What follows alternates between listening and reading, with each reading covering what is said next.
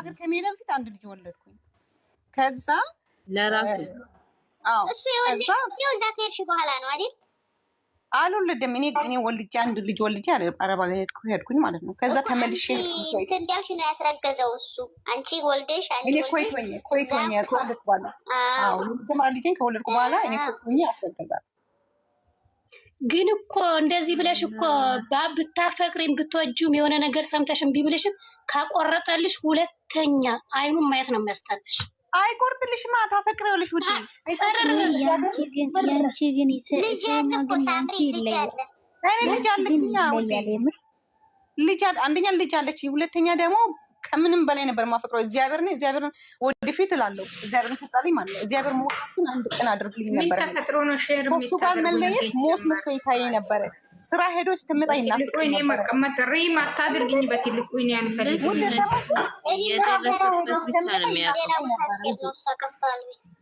ገባሽ አይደለም? ስራ ቦታ ሄዶ እስክመጣ ይናፍቀኝ ነበር። በቃ ምን ብዬ ብቻ ፍቅር ሲበዛ ወንዶች በነገራችን ላይ ወንድ ልጅ የሚያፈቅረውን ሴት አይፈልግ የሚያበሳጨውን የሆነ ነገር የሚያደርገው አቡዬ ማለት ነው። አንድ ሴትን አበሳጭቶ የሚሆን አንድ ሴትን የሆነ ነገር ቆስሎት ቢሄድ ማለት ነው ፈጣሪ ስራውን ይሰጣል። እሱን ለምን ይለመናል? ማን ስለሆነ ነው የሚለመነው? ኧረ ባህናቱ ይተከል። እግዚአብሔር አሁን ስራውን ሰጠቆ። እኔ አንድ አመት ሙሉ ነው ያለቀስኩ እንጂ እግዚአብሔር መልሱን ባጭው አቡ በውስጥ የተላከልሽን ሂጂና ማለት ነው የሆነ ቦታ ነው ሂጂ እኮ አልቆረጠልሽም። አሁን ማን እኔ ብጠበስም አይሸተኝም። እግዚአብሔር ነው። በፊት እኮ በቃ ምን ብያለሁ? ደስ ይለኛል። ስልኩን ሴፍ አድርጌ ፎቶውን አይ ነበረ። አሁን እግዚአብሔር ነው ብለም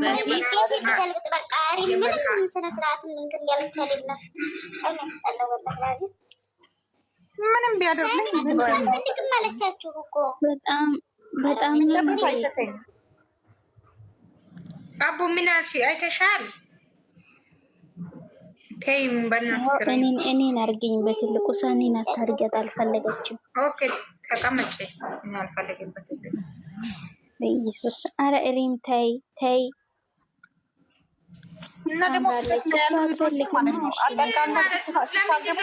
አንዴ ወደዚህ አንዴ ወደዛ የሚታደርጉት እኔ አልገባኝም። አማችኋል እንዴ? ሰማችሁ? ካልሄዳችሁ በኋላ ታገቡ ፍሬንድም እንዳትይዙ። እግዚአብሔርን ቀለን አይደለም። ባልም የለኝም ድስትም የለኝም። ሶሪ ሲንግል ነኝ። ምንም ችግር አታካለሽ ስትሄጂ ይደርሳል ሁሉም ነገር። ግን እኮ ሲንግሎች አሁን እኮ አያምኑም። በቃ ነገሩ ወንድና ውሻ የግል አይባልም። በቃ የማህበር ነው። የማህበር ሀያ ማለት ነው። የማህበር ሀያ አሁን እኮ የሆነ ሰው ለምን ያገባል? እንደዛ ከሆነ ለምን ያገባል? ልክ እንደዛ ሆኖ አይኖርም። ከዚችም እያለ እንትን ነው አቡዬ። አሁን ወንድ ልጅ ማለት ነው ሁሉም እኮ አንድ አይነት ነው። ግን ወንድ ልጅ ሲባል ያየው ወገግ ከሚል ምንድነው ይሄ ብረት ምጣድ ታውቂያለሽ? ብረት ምጣድ ቶሎ ደግሞ ላወራ ነው። ለብ ነው።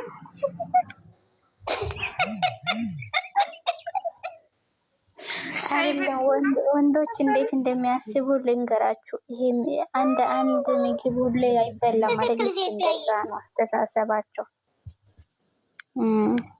መቀያየር ይፈልጋሉ። ምን ያው እኮ ነው ውዴ፣ መቀያየሩም ያው ነው። መጨረሻው ሞት አይቀርም አይደለም? ሞት አይቀርም አይደለም? አይቀርም።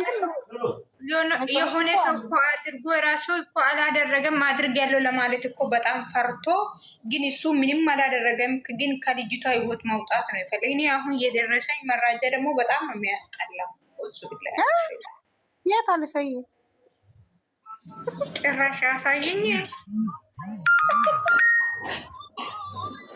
ደግሞ ምንድን ነው ያስገባችሁ? ማነው? ምንድን ነው ይሄ ደግሞ ገባው? ምንድን እና ሳኒትያ ይዞን ማርያም ነገሩ አልፏል ብለሻል። ችግር የለውም። ናልፋሉ ደረስቻለሁ። ለምን ሰላም ያደርጋል? አሁን የለም እኮ ጋይስ ወንዶች እኮ እናቴ፣ እኔ ካንቺ ውጪ ሌላ ሴት ካየው ጎማይ ብላኝ ደሜ እንደዚህ ይብሰስ አቡዬ ታስበለሽ ጎማ ሳይበላ ይቀራል እኮ የሚማግጡ ናቸው። ጎማ እኮ ሳይበላ ይቀራል። በሰው ላይ የሚታደርግ ነገር ፈጣሪ ዋጋውን ይሰጣል። ፎቶውን ሰጠ እኮ የምቤት ጉስቅል ብሎ ራሱን አይመስልም። ልጄ ፎቶ አብራው ተነስታልካለኝ። ለምን አብረሽ ሁሉ ፎቶ ላክሽ አልኳት። ጉስቅል ብሎ ማለት ነው። አንቺ ደግሞ ማይላክ ደግሞ አንጀትሽን ይበላል ላይ እንደዛ ራሽ የሚያሳይሽ ነው የሚመስልሽ። ሲታይ እኔ ፋራ ይመስልሻለሁ። ዛሬ ምን አንጀትን ይበላኛል? ምን ክፉ ነገር እንደዚህ አልፈልግም። መጥፎ ነገር አላልኩም። ምንድን ነው ጥሩ ስራ ነው። አንድ ቀን ጥሩ ስራ ሰርቶት ነው መሰለኝ አረግች ተወስከኝ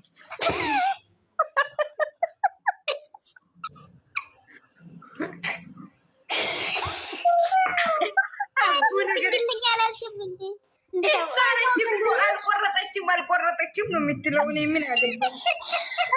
እመቤትን ብትጠበስ አይሸተኝም። እመቤትን ብያችሁ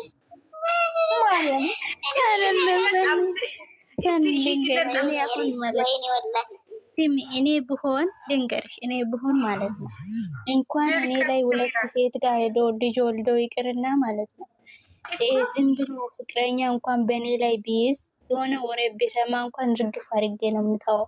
እሷ ግን ከአንደኛዋ ልጅ ወልዶ ሌላኛዋን አግብቶ እንደዛ ሆኖ እንኳን ከወደደች እንዴት ይቆጣል? እኔ አልኩሽ እኮ ከቤቴ ያልኩሽ ፔስታል ውስጥ ልብሱን አስጨምሬ ነው የሚያስወጣው። ከቤቴ ማን ስለሆነ ነው እሱ ልብሱን ለምሳሌ ብዬ ንገርሽ ያለ የገዛውን ልብስ አሁን ያረገዘችው ሴትዮዋ ለምሳሌ ብዬ ንገርሽና ለምሳሌ ብዬ ነው እኔ ጋር ለምሳሌ ነው ይሄ የሚጠቀመው። ያረገዘችው ሴት ቦጋሌና አስካሌ የተከራየው ቤት ሄዳ ሃይሚ ጉጭ ብትል እኔ ቦጋሌን እና ልጅቷን ነው የሚያስወጣው። እኔ የራሴ ቢሆን ከፔስታላ ጋር ጨምሬ ራሴን ሆኜ ላውራና አፍቅራችሁ ታውቃላችሁ? ፍቅረኛ አላችሁ? እኔ ፍቅረኛ አለኝ፣ ግን እኔ ይሄን ኃይል አላፈቀረው ፍቅር የሚባል ነገር እኔ አላውቅም። ዝም ብዬ አላፈቀርሽም። ዝም ብለሽ ያው ዝም ብሎ ይኑርሽ እንጂ አላፈቀርሽም። ኧረ አለኝ ፍቅረኛ። ምንድን ነው አፍቅሬ ነው አለኝ። ታፈቅሯለች። ሲሚ ሰኒ እኔ ማለት ነው እኔ ላይ እንደዚህ ፈጣሪ አይበለው፣ በኢየሱስ ምን ያልችልም አይበለው። ግን ቢያደርግ ማለት ነው ከኔ ጋር እየኖረ የገዛውን ጫማ ልብስ ይዞ አይወጣም። ከእናቱ ቤት ያመጣው ልብስ ጋር ነው ማስወጣው። እኔ አንድ ቀን እንደዛ ብዬሽ ኧረ እባክሽ ብለሽ አልነበረም? ዛሬ ምን አገኝተሽ ነው? እኔ ቆንጆ ኧረ ጨካኝ ናችሁ ነት ምን ጨካኝ ማለት ነው? እሷን እንዲጠራት አደርጋለሁ። እሷን እንዲጠራት አደርጋና ከዛ በር ላይ አስቆማታለሁ። እኔ ቤት አቦዬ እሷን እንዳይጠላት እሷ ጋር እንዲኖር እኔ ቤት ሰኒ ስሚኛ አስጨርሽኛ። በር ላይ አስቆማታለሁ ማለት ነው። በር ላይ አስቆሚያት ፍስታሉን ምናምን ለቃቅሜ ደግሞ ቦርሳ ምናምን አይወጣም ከኔ ቤት። ፍስታል ነው የምትሰጠው፣ የቢጫ ፍስታል። በሱ ከመጀመሪያ ከኔ ጋር አብሮ ከመኖሩ በፊት የገዛውን ልብሱን ሰብስቤ ዛሬ አስቀምጬ እጁን ይዤ ነይ ውሰጂው ብዬ አስወጥቼ ልክላት እሰጣታለሁ። ይዘው እሱ በእጁ አንቺ ለምንድን ነው አቦዬ በእጁ የሚሰጭ? በእጁ እኮ ማስጣት አልነበረብሽም። ጎረጎሬ ውጭ ላይ ካልሆነ ፍስታሉን አስይዤ ቂጡን በእርግጫ ጥሩ አድርጌ ላስወጣው እንዴ? አዎ የምር ይሄ ያስኬዳል። ወንድ መለመን ምናምን መጀመሪያ እኔ የትኛው ለምን አይቆምም? ሲሚ እኔ መጀመሪያ እኔ ያለሁበት ቦታ ማንንም ሰው አለምንም። እኔማ ይለምን ባክሽ የሚኖረው እኔ አላውቅም ስንት ዓመት እንደሆነ የሚኖረው ፈጣሪ ነው የሚያውቀው። ሞቴ መቼም አይቀርም። እሱ ምን አባቱ ነው የሚለመነው? ለምን በቂጡ አይተከልም? እዛ ተወርውሮ ከኔ የተሻለች ብለው አይደል ሌላኛዋ ጋር የሄደው። ግን ሰው አትፍረሩ። እኔ ማፍረድ አይደለም። እኔ በራሴ ህይወት ከመጣው እንደዛ ነው የሚያደርገው። እኔ ጋር ኖሮ ራሱ የገዛው ልብስ በእጁ አልሰጣም። እኔ ከዚህ በፊት የሆነ ካሜራ ገጥማለሁ ቤቴ ላይ ወይም የሆነ ቦታ ላይ ካሜራ ገጥሜ ማለት ነው። ሁለቱም ሲወሰልቱ ቪዲዮ ቀርጽና እሱም ቪዲዮ ያስፈራራው ቤት አስጠርጋቸዋለሁ፣ እቃ አሳጥባቸዋለሁ፣ ሁለቱን ልብሴን አሳጥባቸዋለሁ። እየቀለደች ነው እቺ የመላጣ ልጅ።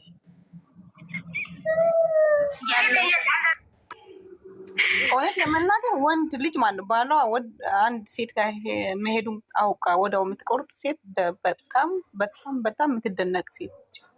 እግዚአብሔር ኧረ እኔ እግዚአብሔርን ብዬ ልንገርሽ፣ እኔ ልጅ ወልዶ ይቅርና ማለት ነው ከኔ ውጪ ሌላ ሴት ጋር እንደውም ይሄ ምን ትበልሽ ሆ አያምጣ ነው።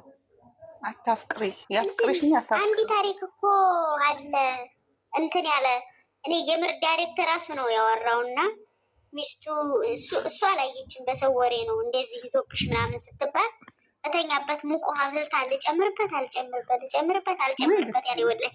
ከዛ በመጨረሻ እንትን ብላሉ አልችል ብላ ትታው አቅፋው ተኛቻሉ። ውሃውን አፍልታ ጨርሳለች።